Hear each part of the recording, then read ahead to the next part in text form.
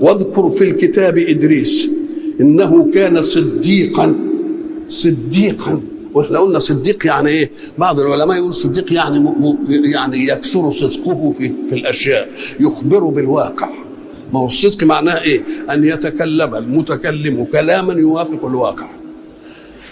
لان احنا قلنا ان فيه نسب 3: نسب ذهنيه في الذهن، نسب كلاميه، نسب واقعيه في الخارج.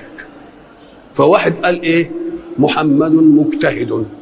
ساعة ما قال دي نسبة كلامية، قبل ما يقولها على لسانه كانت دايرة في ذهنه انه يقول ولا ما يقولش، يبقى النسبة الذهنية سبقت النسبة الايه؟ الكلامية. بعد ذلك نشوف الخارج والواقع. في حد اسمه محمد مجتهد؟ إن كان صحيح يبقى الكلام النسبة الكلامية اللي صادرة عن نسبة ذهنية وافقت النسبة الايه؟